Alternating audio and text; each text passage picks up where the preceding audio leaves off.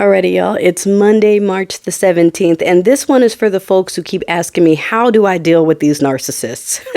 All right, y'all, real quick. This is for the folks who keep asking me how I'm able to deal with like these narcissists and sociopaths. Like, friend?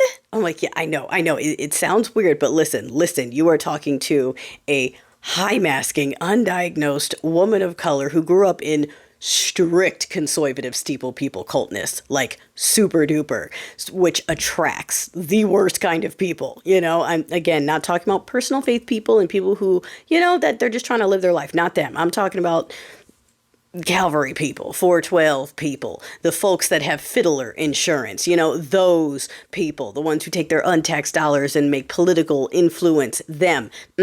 Okay, that attracts the worst people. Sociopath, narcissists, criminals, PDFs out the wazoo, abusers, like the worst people go there because that's where you're allowed to be horrible. And then you can just blame a demon or a Satan, and then you can pray and say it's all fine. And so it's a get out of jail free card for all of the worst people. So yes, you grow up in that and you learn how to read patterns, how to identify things, how to protect yourself. It's a defense mechanism. So as an adult, as someone who's deconstructed and self-actualized and I'm still working on my unmasking and all of that, when I meet people whose brains I can't figure out right away, I am now interested. This is a case study. It is fascinating to me. I remember the first time I dealt with an alcoholic, because I'd never met one. I didn't have any in my family, at least not that I interacted with. We were that kind of steeple people. Like, I thought if I went to a friend's house and their parents had a glass of wine or like a beer while they were grilling, I was like, oh my gosh, you guys are heathens. Your family's going to hell. Like, it was that level. Okay, I was one of the people protesting at the places. I was evangelizing in France en français. Okay, one of them. So anyway, point was when I realized that this person was an alcoholic, my brain was like, ooh, new character unlocked, and like had to go back and catalog the data. The neurofeisty had to go back and add all that information so that now I can identify and see it coming, So this person I've suspected for the last couple of years that, I think they are a narcissist. Like, it took time for me to get there. First I was like, oh, they're just weird and quiet and shy. And then I was like, oh, they're just traumatized and like fucked up. And then it moved from that to traumatized, fucked up, and just an asshole. Like, okay, I know a lot of those. And then it moved past that to, oh, wait, no, I think it's actually narcissism. Like, the worst narcissist I've ever met. And that's saying a lot because I've met some bad ones. So it fascinated me. So when I use the term friend, it's kind of loose. It's more like, it's not like they're my best friend or something. It's more like an ongoing case study of my brain trying to figure out. And so now that I'm 100% positive that that's what their deal is, my brain is now going back and digesting several years worth of interactions and conversations and things going, yep, that fits like a glove. And I'm sharing it with y'all because, I don't know. It's nice to know that you're not alone. I think they're coming out of the woodwork right now because a lot of them are stenchers and muscatinas, and they are now to blame for their own misfortune. And these are people who do not accept accountability for their own actions. Everything is someone else's fault. Everything is something wrong with someone else. So now that the people they idolize and the ideology that they stood behind are failing them personally, they are looking for empaths and neurofeisties, but they're especially looking for progressive, liberal, Democrat, ones that were on the other side that told them. Even if we didn't say, I told you so, they know that we have it inside, that technically we have I told you so rights right now. And that's going to burst their little delusional bubble. So that's why they're reaching out to you specifically, the neurofeisty blue that they know, and looking for something, anything to pick at and make you upset so they can feel a little better about the fact that this is all their fault. And they can't really put it on us, but they're going to try.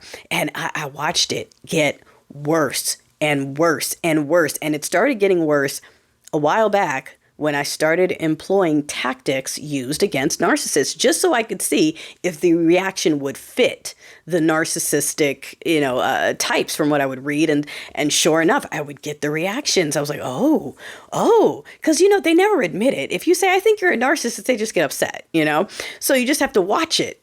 And they'll put it back on you, right? And they'll go, no, it's you. And then I question myself. I'm like, am I? And honestly, darling, if you have stopped to question yourself and ask, you probably aren't, because that's the thing that, I hate using the word normal, but non-narcissists have the ability to say, wait a minute, am I? Let me think about that. Am I blaming the world for all of my problems? Is every breakup their fault and never me? You know what I'm saying? Or do I have the ability to be honest about when I'm wrong about things or when I fuck things up, without blaming the world or whatever, or blaming someone else?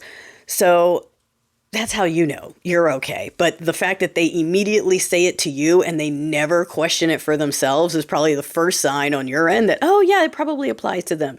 Whether it's covert or not, like it's something. This dude, not covert. This is a monstrous level, honestly, of narcissism. And I didn't realize it was that bad until I kept employing the tactics, and it got so bad that it went from me thinking, oh, this person is just like shy or traumatized or fucked up or an asshole, to, oh shit, I kind of want to talk to the baby mama and like the ex-wife and like all these people that everything was their fault and they were horrible. Now I'm wondering if they were like being tormented, if they were being abused to some level.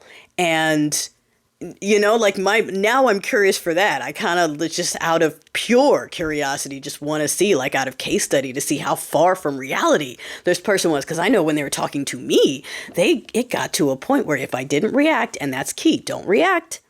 They want emotion, okay? They don't know how to deal with their own emotions, but they like seeing other people emotionally react to what they do. That is why they're so cruel. They want to see you upset. They want to see you cry. And if you start being indifferent, if you will not take the bait, they'll start slipping. Like, this person would get so upset that I would just go, yeah, interesting. Why do you want me to be mad? I'm not yelling. No, I'm not. I'm not yelling. And like, even as I'm responding, I'm going, right now, I'm not yelling. You are. Your face is a little red. I'm not yelling. I'm just asking you to tell me what are the names I used, because you keep saying that I came in here and attacked you and then I'm mad and I called you names and I'm using this tone. So, can you tell me what the names are? Can you tell me how I attacked you? Oh my gosh. And lost mine. The more I did that, the more I didn't take the bait, the more I didn't react, the angrier. And then they would outright just admit, you're mad. No, I'm not. You're yelling. No, I'm not. You're calling me names. And that's when I realized they're telling me what they want me to do. They want me to be mad. They want me to attack them. They want me to call a name, because as soon as it happens, it's over. Even if they did it, and I called them out on that too, and he didn't like that either. When I was like, if you irritate me into becoming upset, it's not the same as proving you right that I was secretly mad the whole time. It's not the same thing. Like, didn't like that either. Didn't like that I called that out either, because that's their favorite thing, is to push your buttons until you get mad. And then when you do get mad and finally do say, yeah, you know what? You are a such and such. Haha, see, now you called it. You called me a name. You called me a name. I can't believe it. I can't believe you did that to me. You came and you called me names and you're attacking me for no reason. And now that's the ball game. That's the ball game. Doesn't matter what they did. You now called them a name after however long of them telling you that you already did call them a name when you didn't, because they wanted it to happen. You understand? They want that. So it got to the point where I started listening to this person lie about reality as they were doing it. Like, I'm going to talk about religion. I'm going to talk about your mom. And you could like hear the desperation of something that would make me upset. And it got to the point where they're telling me that I'm yelling and cursing at them when I'm not. And I'm going, I'm literally not right now. Yes, you are. Yes, you are. Yes, you are. It's like, gotcha. Okay. All right. And it got so bad that when I exited a conversation, they spent the next 2 hours trying to get me to re-enter the conversation because I left it quickly.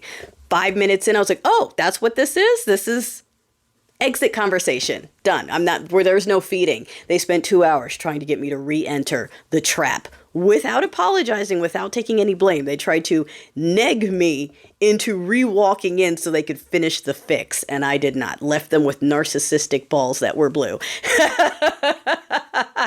And that can apply to any gender of narcissist, okay?